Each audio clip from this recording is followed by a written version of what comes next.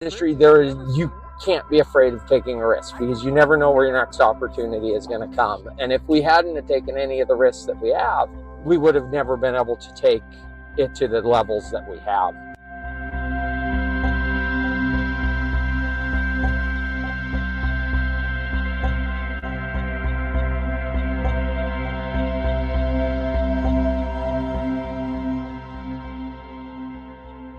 Like the loggers who came before them, despite the headlines and hardships facing the industry, there are people like Dustin and Brittany Diali who just keep investing. Our destiny's in our hands. We can do there's nothing that really stops us from what, pretty much the limitations we put on ourselves. Dustin started out hauling logs. I know how I did it. It's just get to know everybody and don't be afraid to try. Brittany worked alongside her dad, a contractor. So my dad was a home builder, so I grew up on the on the construction sites with him, and I started out at 2-3 years old. He'd give me a little box and would say, "Go pick up all the nails." The two appear almost fearless. Don't be afraid to go out and don't be afraid if you go out and you fail on a job. Go out and try it and do your best. Give it your absolute best. That's how we did it. Nobody taught me how to log. Our whole goal was to be self-sufficient. So we've got the logging company, and that's expanded from just being yarder logging, ground logging. We've gone into tethers. We now have a full road building side. We've got the rock crusher and the rock crushing crew. So as far as out in the woods, we can do everything from building the roads to delivering logs to the mill. So we went, okay, there's one more piece to this. Oregon West, this is Gail.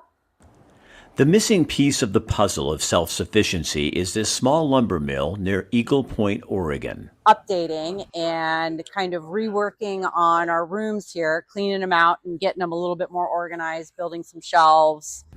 Dustin and Brittany bought the mill in June of 2024. It's been insane.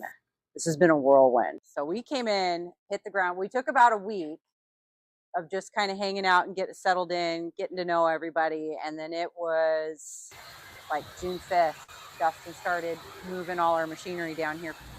It's all hands on deck. Even her parents come down from the Portland area to help get things ready. So this is what I bought. Yes. Actually, this is probably about a third of it. And Mill B will still be the little smaller retail, your locals that come in, special orders, cut to length. So what we're trying to do is build inventory on your basic 2 buys and 1 buys. Then we have the 10-acre vacant piece here to the north, and that is going to be our big, beautiful sawmill.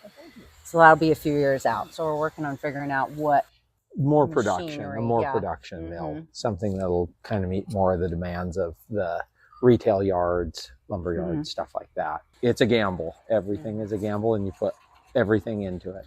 But for the people that can figure out how to survive in the times, I believe there's a future in the industry. It may not ever return to what it has been or what it is today, but there will always be a demand for wood.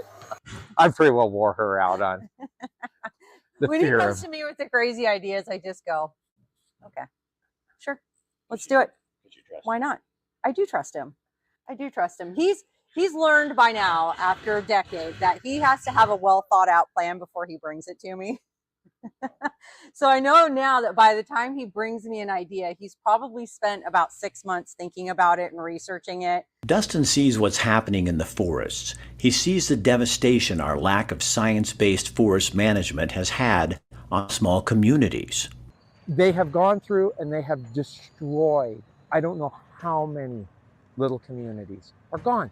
You could name towns from the Canadian border, clear down into California, into Montana, that they were thriving little communities where people worked at the mill, or they worked for a trucking company, they worked for the Forest Service.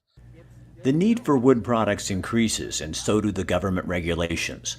Anti-logging groups say they care about the old growth and the animals who live in the forests, but what about the environment, the fires, and the people? You go into the grocery store, and it used to be these little thriving little stores, and now it's all government assistance. So Dustin and Brittany do what they can to save the industry and their rural neighborhood.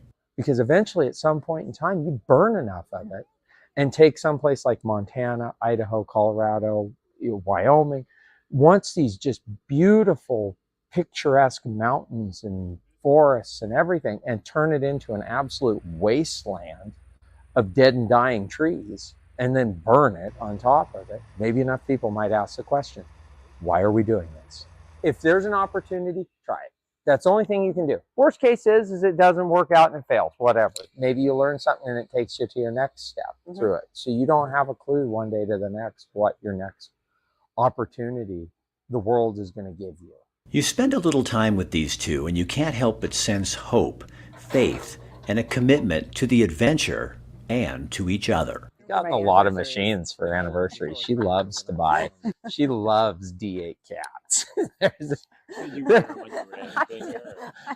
She told me one year she wanted a kitten, so I got her a D4. Dustin and Brittany are the picture of the modern-day Oregon pioneer. Fear is a dream killer, so you don't give it a chance. You just go harder. This is fun. No, this is fun for me. I love it. Like the whole thought of taking in a new company and like building it and turning it into something that's yours. That's the fun part. And once you do it once, it's kind of addicting.